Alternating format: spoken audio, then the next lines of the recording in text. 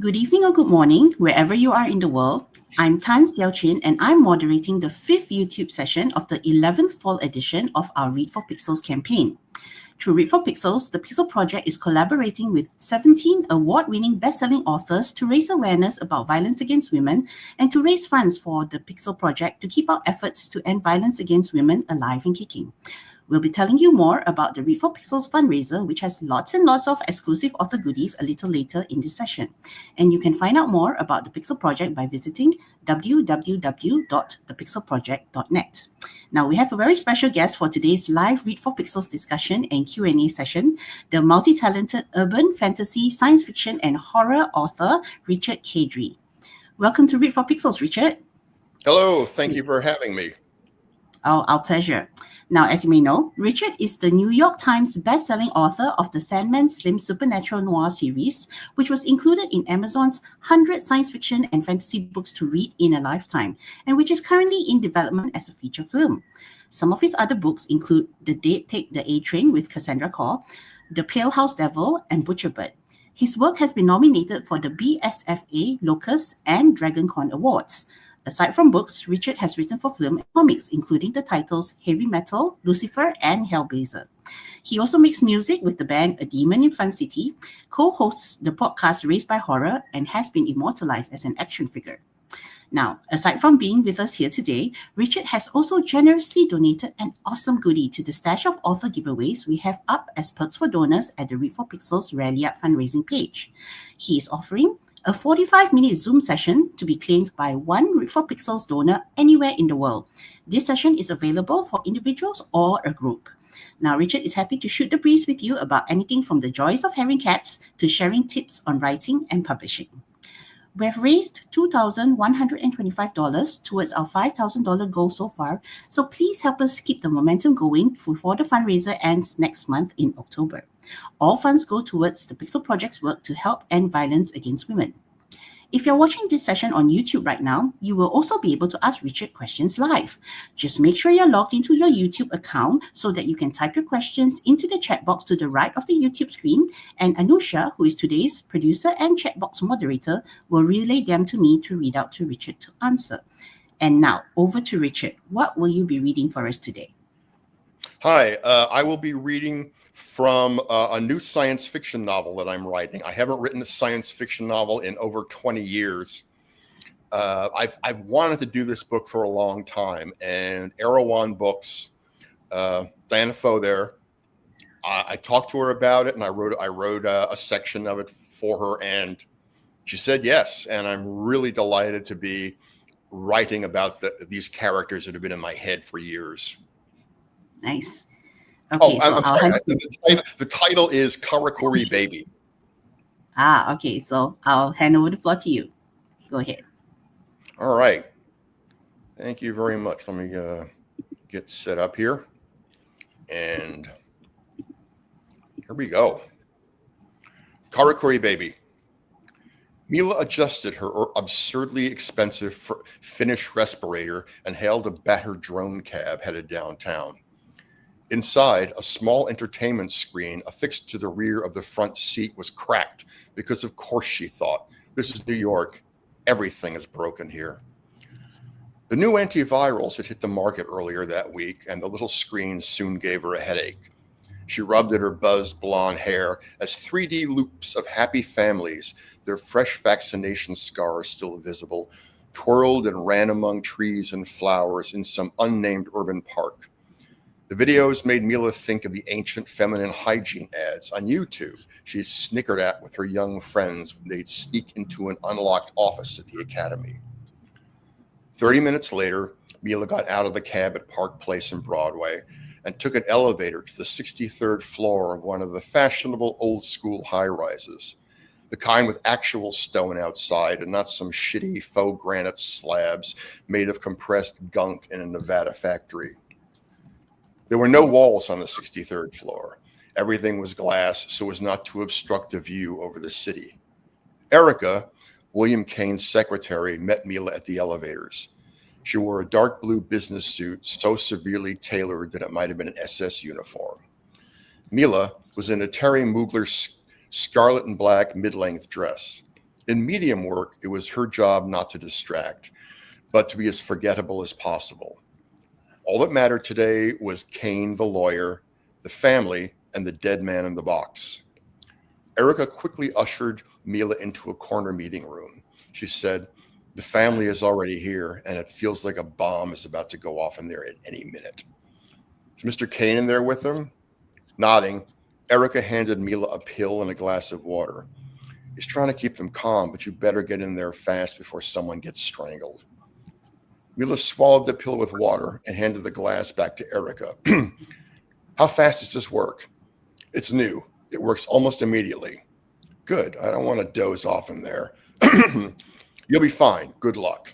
"Thanks." She took a breath and entered the room. William Kane's office was a tasteful expanse of polished wood and leather, like a college professor's library or a mortician's office. The corner meeting room was just the opposite, purely functional and impersonal. All angular aluminum chairs and tables, smoked Lexan tabletops, and a glass partition etched with a tree of knowledge that walled off the meeting area from the entrance. It was where Kane met clients he wanted to get rid of quickly. To Mila, it looked like a kind of place robots would come to get a divorce.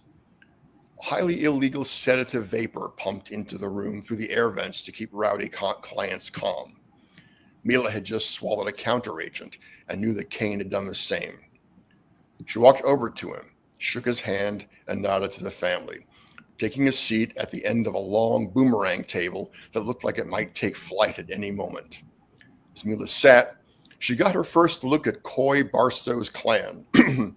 Clarice, the wife, and the dead man's two sons, Laird and Dover. Mila loathed them instantly. It wasn't just their air of greed. All the family she did medium work stank of power and insatiable hunger.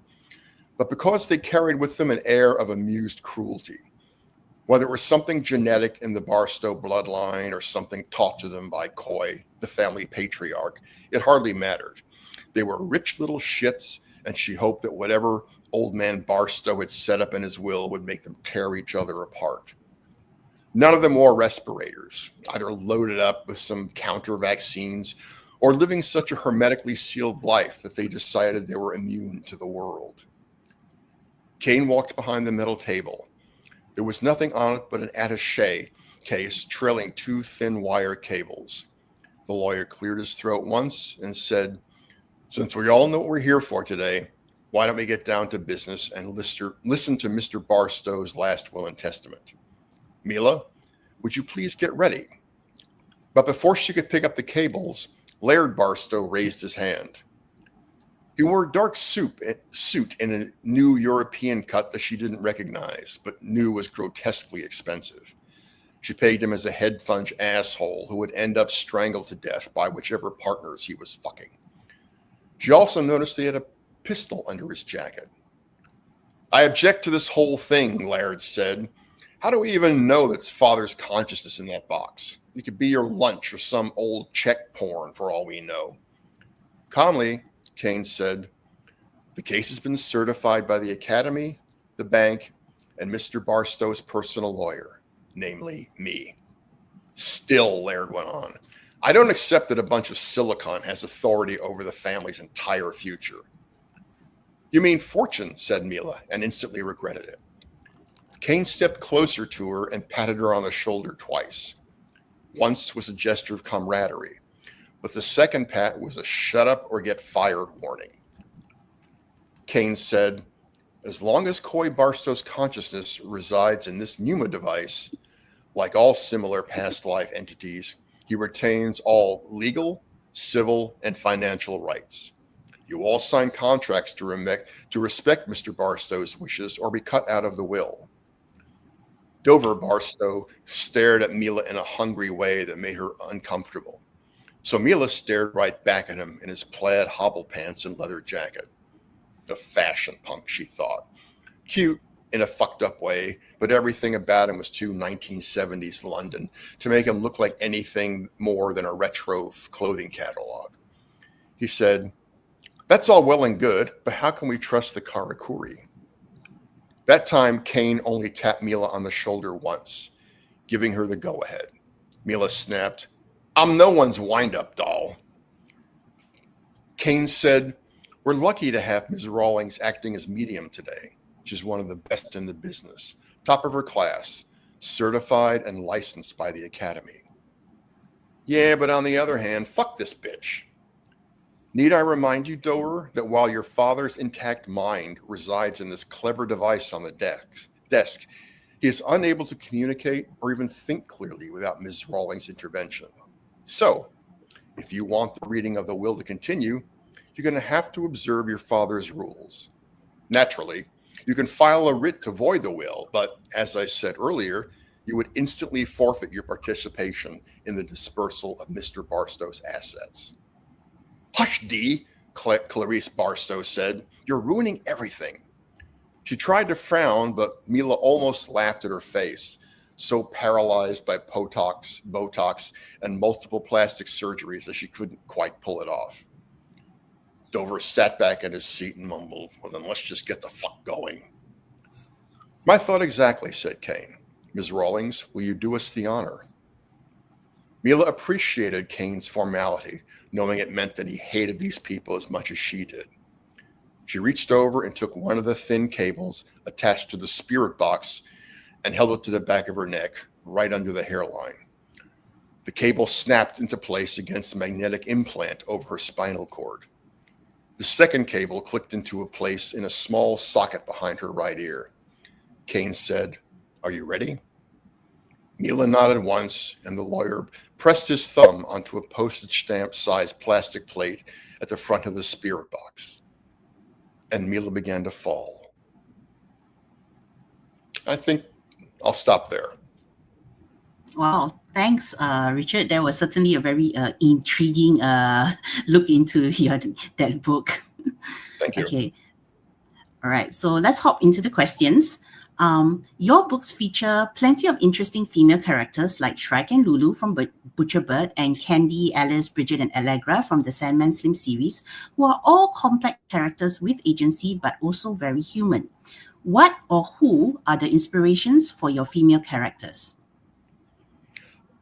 Friends and family. My father died when I was young. I was raised by my mother, who worked really hard at the time.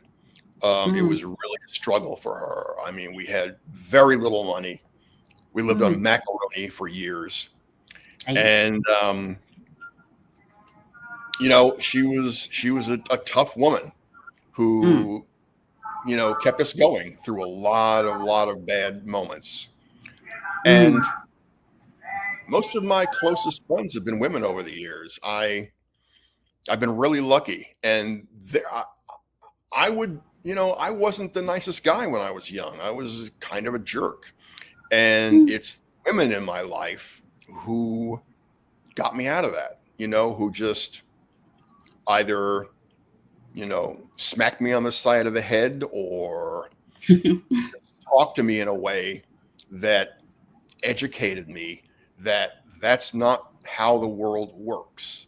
And that if you're going to live in it, and if you're not going to spend the rest of your life being an idiot, you needed to wise up, you know.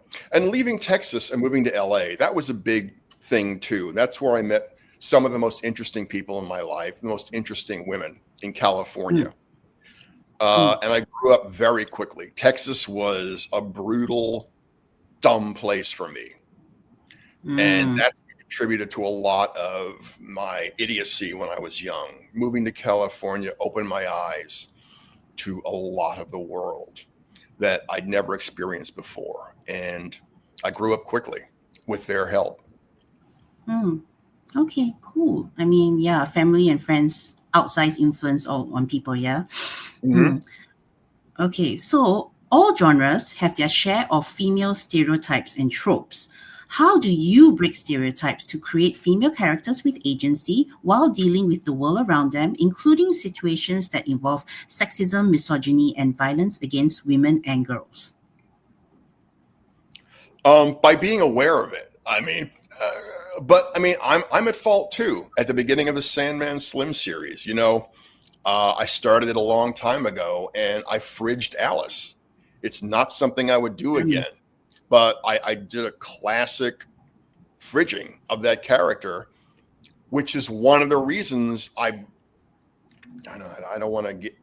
She comes back in later books. Yes. Yes. That's all I'm going to say about her. But that was me kind of trying to correct what I'd done to her in the first book, is to give her the agency that I denied her at the beginning of the series. So that was a big, I learned a lot from realizing what I'd done, and I haven't done it since in my books. And in fact, the new book I have coming out next month, it's called The Flesh King. It's the sequel to The Pale House Devil. A lot of the inspiration for that book came from a character in the first one, a young woman named Tilda. Yes. I like that character a lot, but in the first book, she's really under the thumb of her grandfather, and she doesn't have the agency she deserved. She does she has her moments where she fights against her grandfather, but he's very domineering. And part of what the second book, The Flesh King, was inspired by is to then take Tilda away from that situation, put her in New York, far from her earlier life, and then let her grow into the agency that she deserves as an interesting character.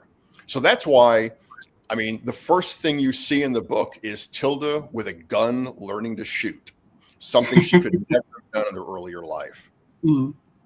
Yeah, I'm really glad to hear that, because I thought she had so much potential, and like definitely I'm like keen to see what happens to her next.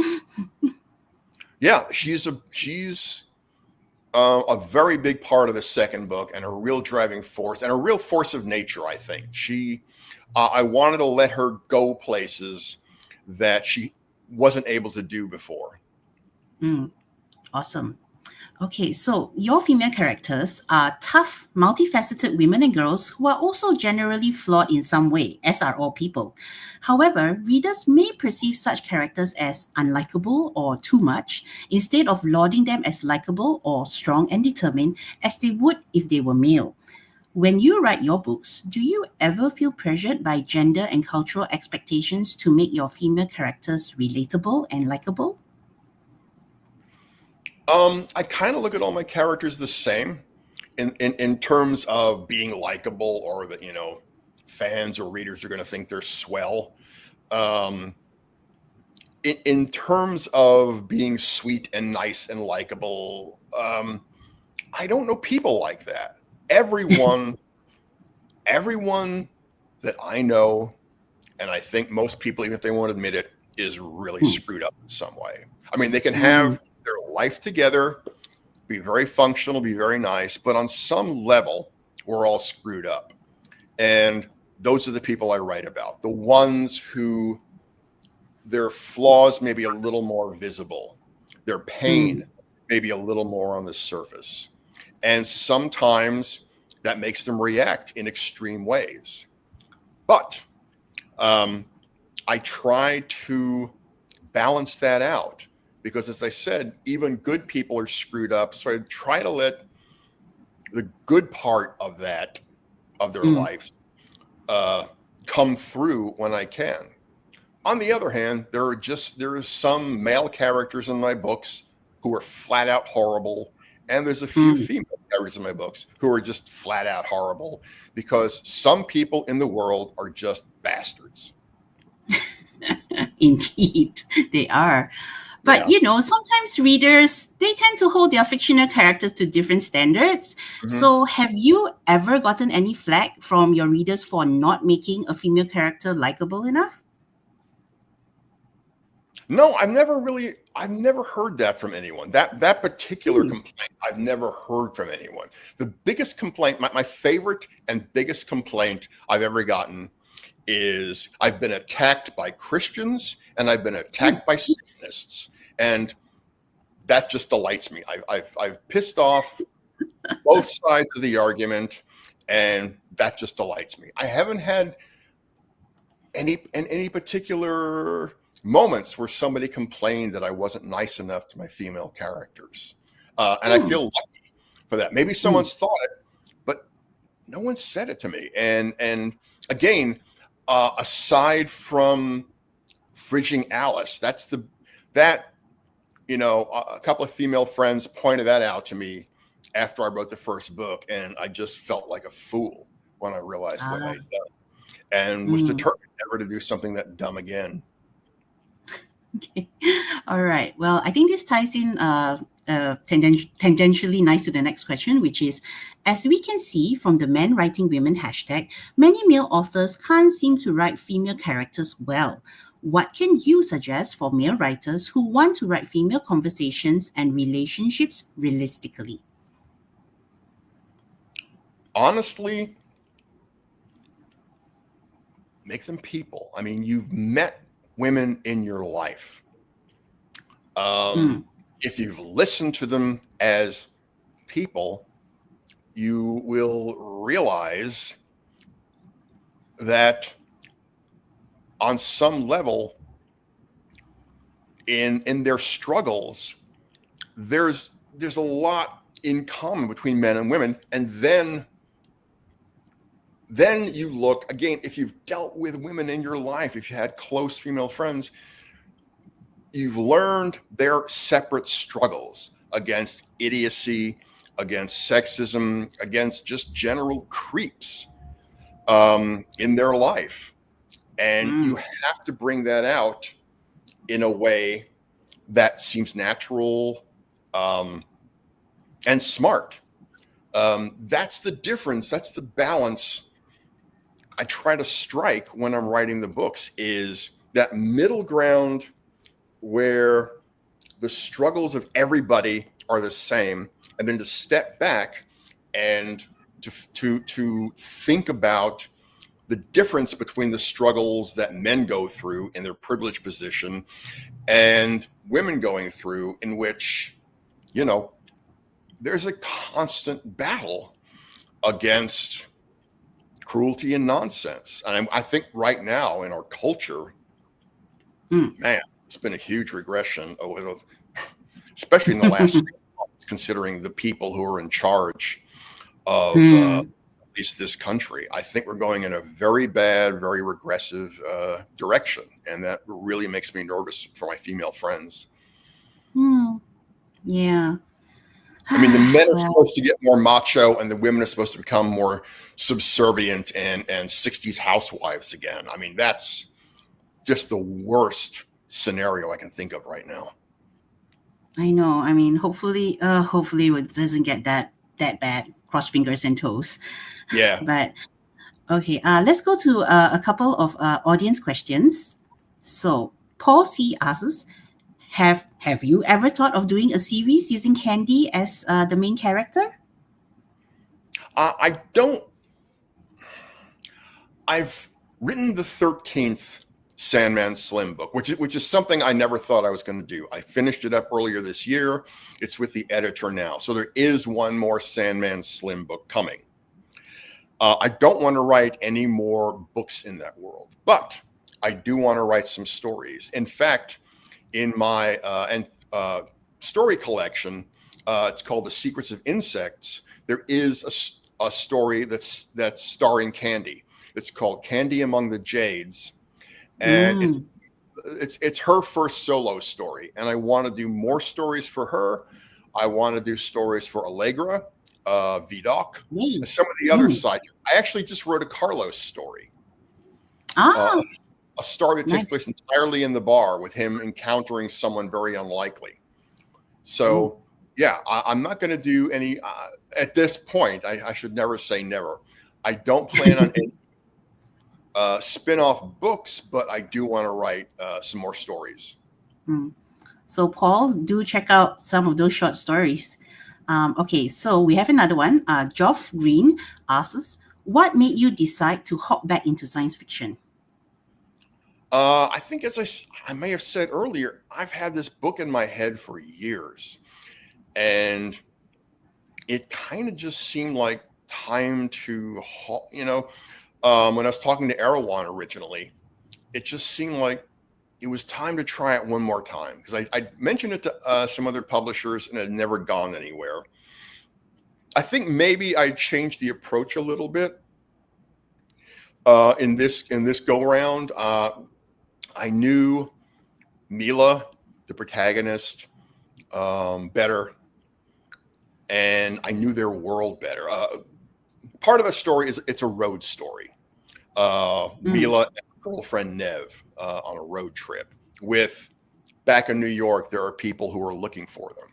So there's a balancing act between them on the road and a bunch of guys in New York sending people to look for them. And working out that in more detail really made me excited about it. And again, we're living in a messed up, viral, climate change, intrusive technology world right now. And so taking those characters and all those elements and shoving them together at this moment in time was really appealing to me. And luckily, Diana thought it was interesting enough to buy it. Great. Okay, we look forward to that. Okay, let's move on to your male characters. So on the whole, your male characters are respectful of women, their thoughts and decisions, and the romantic and platonic relationships between your main characters are generally quite equitable. For example, Stark, who is the eponymous SANDMAN SLIM, is the typical shoot 'em first and ask question later alpha male type character, but he treats the women in his life with respect and as equals. Now, in your recent AMA, Ask Me Anything on Reddit Fantasy for the Pixel Project, you said that you referred to this earlier, you said that you got a lot of hate mail and comments from certain groups of readers who didn't like how Stark developed as the series went on. And you mentioned that they actually called him a, quote, pussy for caring about other people, unquote. Now, why did you choose to develop Stark the way you did? The whole point of the series, it's a 12-book arc. Luckily, I did a 6-book arc, and then they let me do the second half of the arc. So I was very lucky that Harper let me do that. But the whole idea was the rehabilitation of a monster. At the beginning of the first book, SANDMAN SLIM, Stark is awful. He has just escaped from hell. He's been brutalized for 11 years. All he knows is anger and violence. When he comes back to the world, he would like to see it burn. All he wants to do is to get revenge on the people who sent him to hell. And if the world got destroyed along the way, that was fine with him. But he is at his heart better than that. And inevitably, over the course of the book, he connected with people in a way he didn't expect and he didn't want. So even in that book, by the end of the book, there's a little sign of humanity in him. And I wanted to carry that through to the other books so that by the time he gets to the end, he is more of a fully developed human being. He still has his flaws. He still has his violent tendencies. One of the things that gets dealt with later in the series through Allegra, who later in the books becomes a physician, is admitting that he has massive PTSD, which she helps him through. And once he admits that to himself and starts dealing with it, he starts to change. Now he falls off the wagon. He goes back to his violent, crazy ways at points, because anybody who's been an addict, whether it's violence or drugs or alcohol or anything else, you can fall off the wagon. Yep. But he tries, and I think he gets better along the way. One thing I also wanted to bring up is the character Janet, who is non-binary. Yes. When I started getting flack from only male readers who started calling Stark a pussy for connecting with human beings, I had Janet in mind. I had her, excuse me, see, even I screwed up. I I Janet, understand. yeah, it's part of, one of the reasons I'll say right now, one of the reasons I wanted Janet in there was because of what I just did, screwing up pronouns. I was going through it, and I still go through it sometimes, and I wanted Stark to go through it, to just try and learn again to be a better person, to acknowledge what kind of people can be out there, and that they don't meet his expectations. So when he runs into Janet, it is the last thing he had on his mind.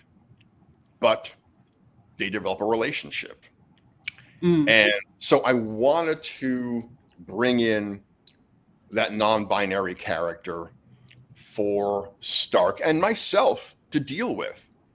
But there was another reason.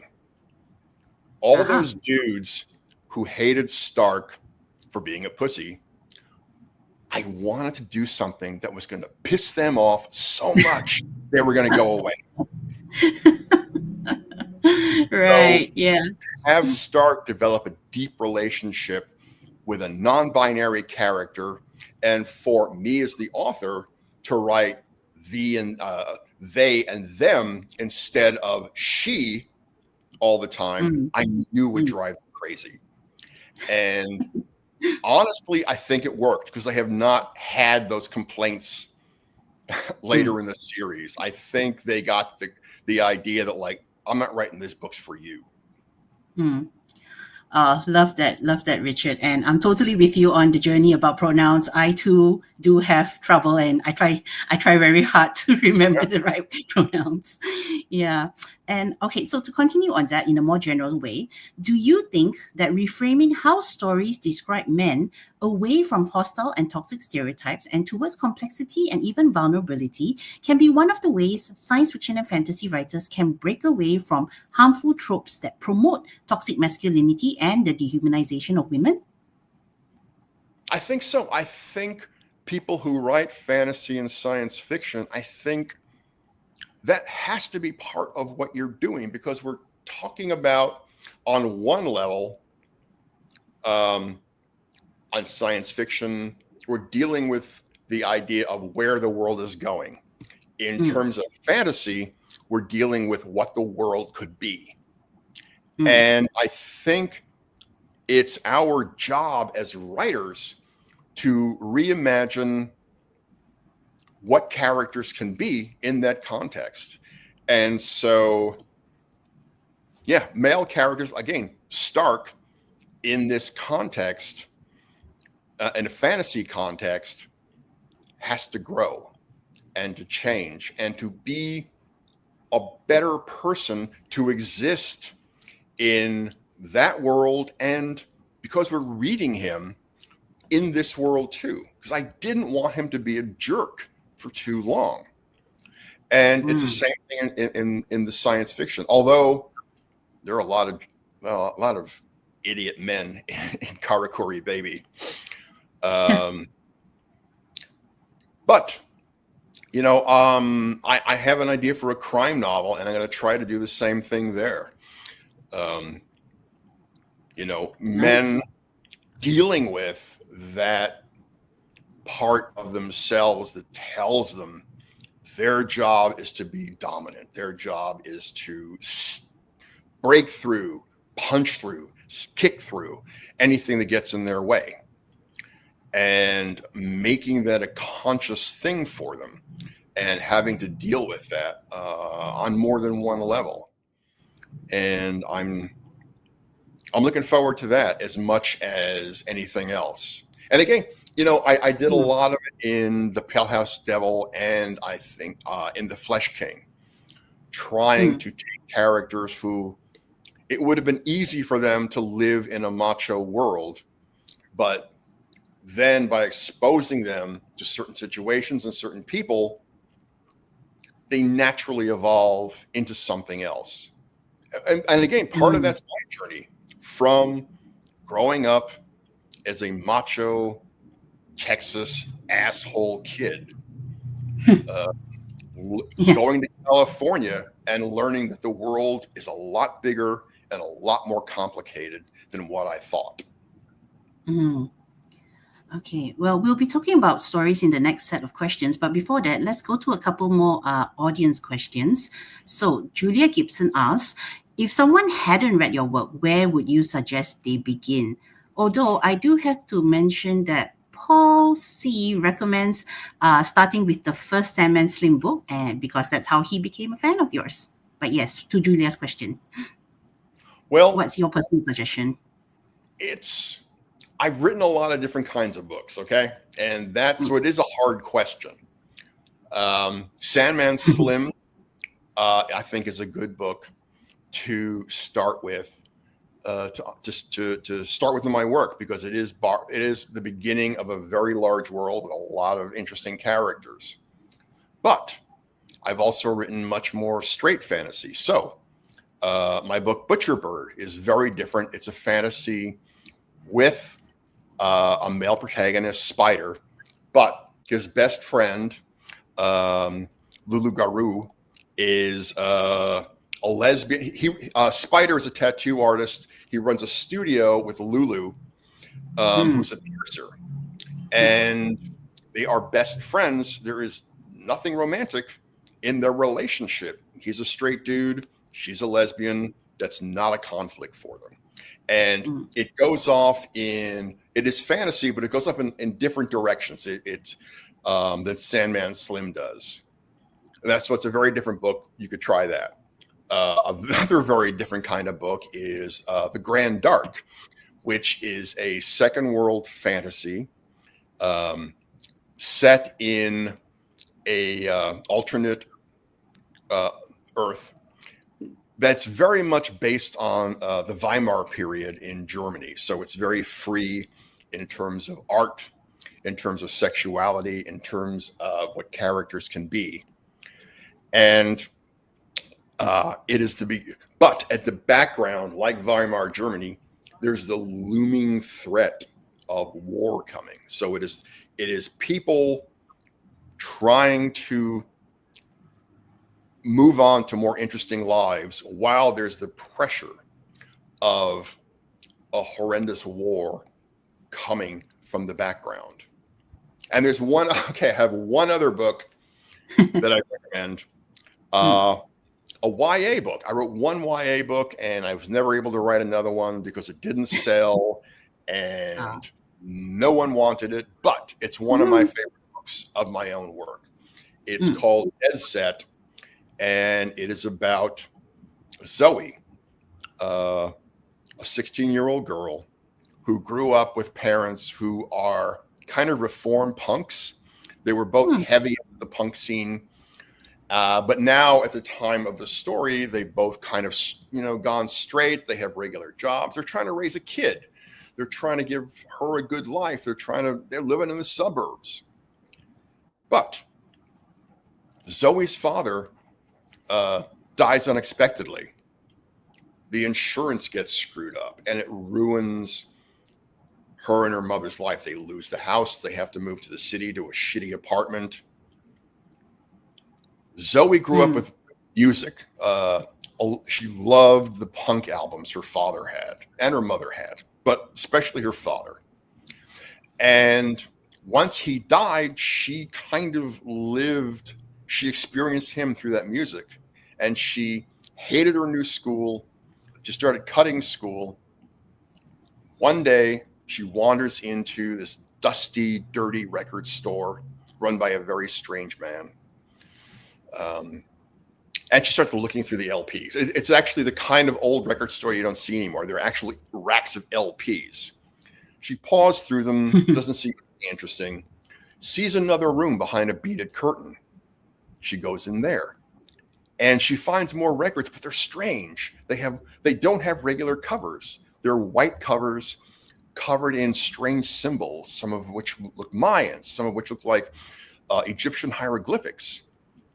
And the store owner comes in and tells her, not many people find this room. You have to be very special to come in here because these records are not music.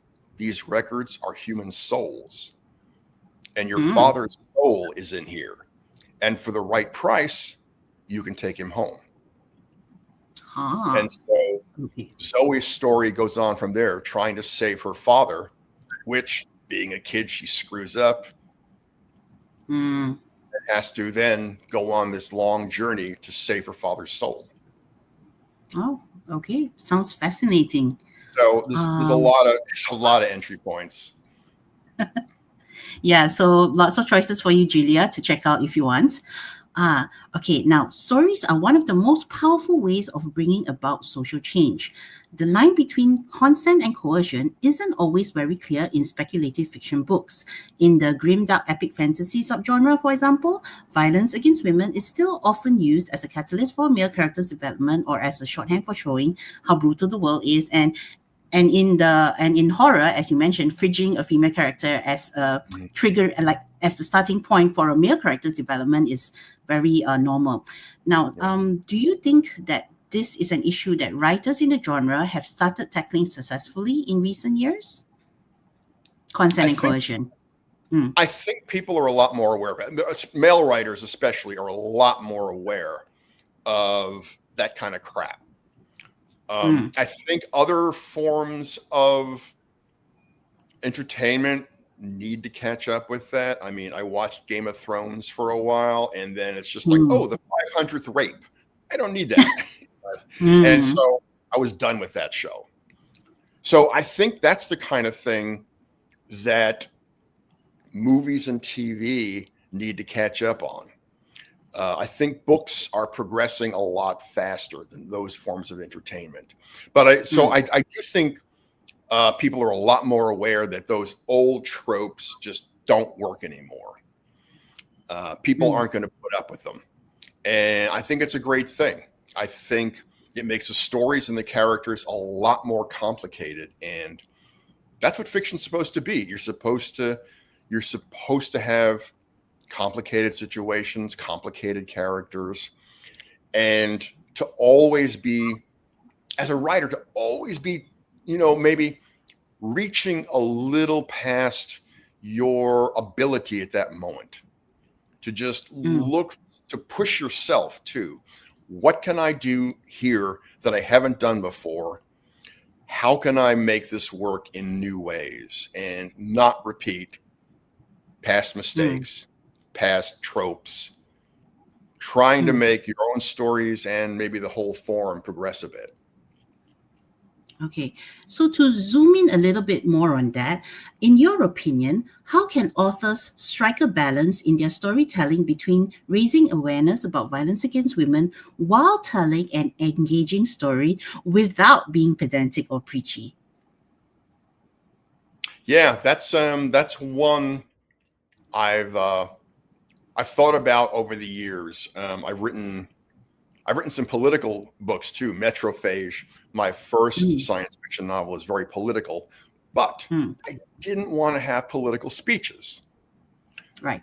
So you throw the protagonist into a group of radicals who educate him. Pardon? Yes, hello, there cat. was who just went by.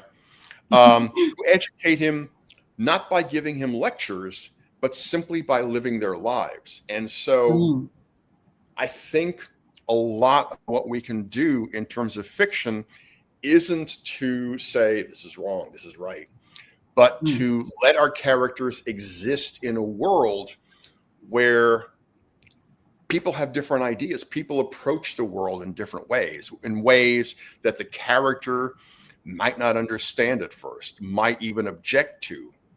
But over the course of the book, at least come to understand, even if they're ultimately uncomfortable there, but are changing, and maybe along the way, maybe in the future even,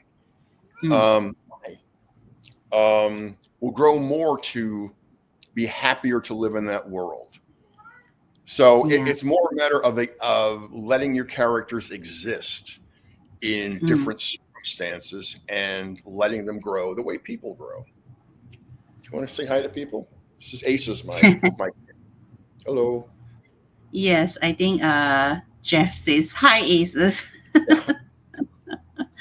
Okay, my next question is on geek culture. Now, geek culture in general, including science fiction and fantasy, has had its share of critics saying that it's still too male dominated, Mm-hmm. despite a rising number of prominent, well respected, and well known female authors. Plus, there is still plenty of hostile, misogynist, and sexist behavior by male geeks towards female geeks.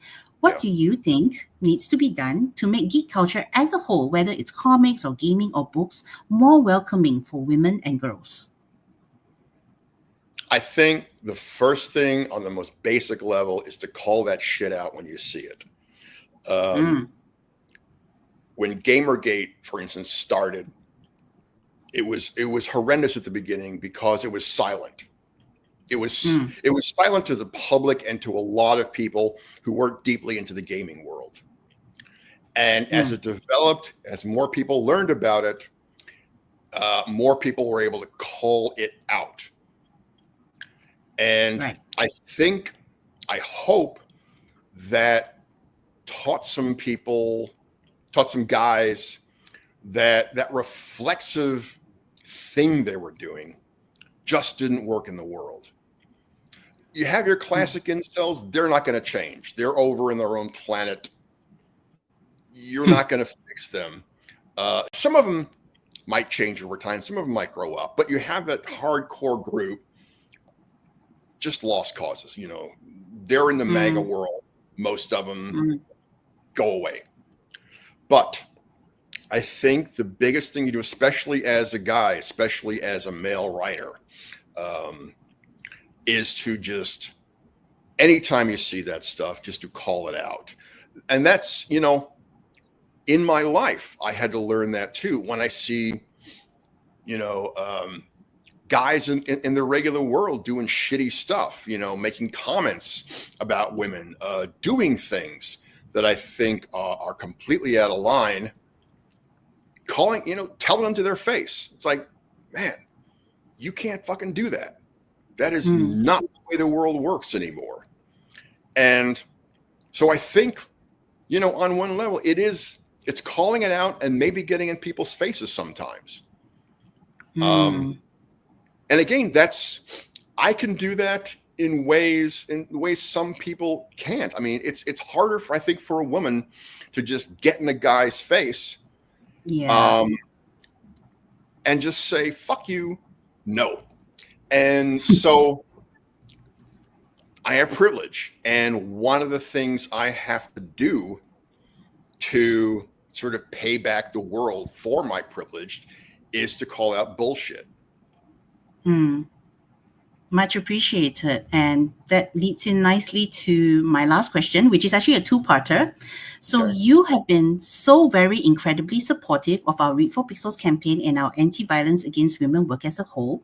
So the first question is, why do you support the cause to end violence against women? I've seen it in my family. I grew up with it. My family, the women especially, but the men too. You see how violence screws up men too, but especially the women in my family. Man, Mm, I'm better at saying it out loud now. For years I couldn't, but there are monsters in my family, mm, and the women in my family went through horrendous abuse at times. I mean, mm, stuff I don't even want to talk about publicly, but mm, stuff that screwed them up. Some of the women, they were able to get help. My mother moved out of where she lived, went to New York from a very rural area, got into that, wider world, and was able to get help from people. But I see some of the women in my family who stayed behind, who kept living that life. And it's kind of ruined some of them. I mean, it's ruined their marriages. They've married horrible men. Their kids have deserted them. because of the way they treated them and tried to raise them. Because the kids, the kids grew up in a wider world. They knew things didn't have to be this way. There are pedophiles in my family. And getting away from that, dealing with that, was a huge thing. And some people escaped and some people didn't. And seeing that, that was a big part of it. Wow. I'm sorry to hear that, and I hope as many of your female relatives are okay as possible, and really glad that you yourself managed to, come out, break that cycle, and, become an ally. Yeah. Okay. So perhaps something a little less loaded. Okay. What do you think that authors can do to help with the cultural change needed to eradicate violence against women and girls? You have to write better books. You have to tell better stories. You have to write better movies, better TV. You have to, in some cases, just go against the prevailing wants of what publishing, TV, movies think they want. It's not the responsibility of artists to give people what they think they want. It's our responsibility to give them what they need. And what they need at times is to see the world in a different way. It's one of the things when I started SANDMAN SLIM I wanted to do. I wanted to start it off as a dark action story that would pull people in. I mean, in a familiar way, right? It starts off with a guy with a dark sense of humor, committing violence, beating up bad guys, and very classic tropes in an action kind of a dark fantasy setting. But then to go beyond that, and again, to go beyond it in a way that some readers hated.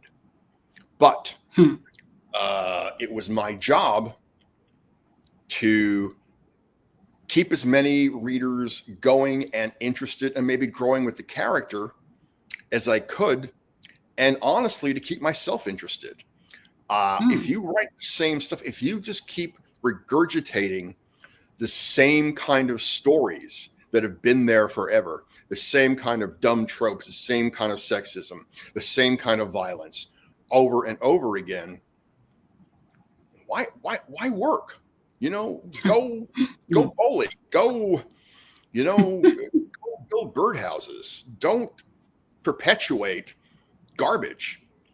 I mean, we have grown as a culture, as artists, and can do different things now. And that's our job, is to show, to draw the world in ways that are maybe better than the world is. And maybe make people uncomfortable along the way. That's okay. Making people uncomfortable can be part of our job. Yes, indeed. And okay, I think we can squeeze in one last audience question here. So Paul C asks, are you planning to do a book tour, perhaps coming to Chicago? I have no idea. I have absolutely no idea at this point. I've done I've done some blog posts for the Flesh King, the new book. I've done some videos talking about it. But I don't know if there'll be a physical tour for this book. I don't know if it's going to be a physical tour for any of my books. Publishers are cutting back on publicity. You have to have a pretty big title for them to want to send you out in the world. I mean, maybe when the next SANDMAN SLIM comes out, there'll be a tour, but I wouldn't hold my breath for seeing me on the road anytime soon. And I'm sorry about that. I like going on the road. I like meeting people. I like Chicago. I don't know when I'm going to be there next. Well, Paul C, looks like we have to cross our fingers and toes for Richard to come to somewhere near you. Okay, thank you so much, Richard, for that excellent session. And thank you, everyone, for tuning in. I'm sorry we couldn't get to all the questions. Now, as mentioned at the start of this live stream, Richard has also kindly donated an awesome goodie to the stash of author giveaways we have up as perk for donors at the Read for Pixels Rally Up fundraising page. This was a 45-minute Zoom session for one Read for Pixels donor who could be anywhere in the world. And I believe Julia Gibson took it up while we were on the session. So thank you so much, Julia, for that generous donation. Yeah, and enjoy your time speaking with Richard. Yeah, but don't worry, there are also plenty more goodies available from authors like Chitra Banerjee Divakaruni, Delia Pitts, Jennifer E. Stapp, Laurie R. King, Matt Cabot, Rachel Harrison, S.J. Rosen, and publisher Penguin Random House. And new goodies will be released every week throughout September. Now we've raised 2,100 and so that has changed because Julia donated. I'm not sure what the new figure is, but $2,000 towards our $5,000 goal so far. So please help us to keep the momentum going before the fundraiser ends in October. All funds go towards the Pixel Project's work to help end violence against our women. Okay, and here are the links. So you can donate to get these goodies on Rally Up at tinyurl.com/R4P Rally Up 2025. It's case sensitive, so do note that. And if you want to learn more about Read for Pixels, go to bit.ly/readforpixels. Now, if you also happen to be interested in feminist and horror poetry, you might want to get your hands on a copy of our award-winning Under Her Eye poetry collection that is published in partnership with Black Spot Books. You can buy either the paperback or ebook edition from all major booksellers worldwide, and the collection includes poems by 112 acclaimed female and non-binary poets, opening with Know to Be True by Bram Stoker Awards winner Stephanie M. Wojtowicz, and the writing assignment by HWA Lifetime Achievement Award winner and SFPA Grandmaster Marge Simon, and closing on a powerful note with A Map of the Backyard by Bram Stoker Awards nominee Jessica McHugh.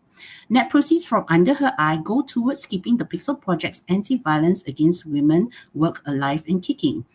And finally, to find out more about violence against women and what you can do about it, do visit the Pixel Project's website at www.thepixelproject.net.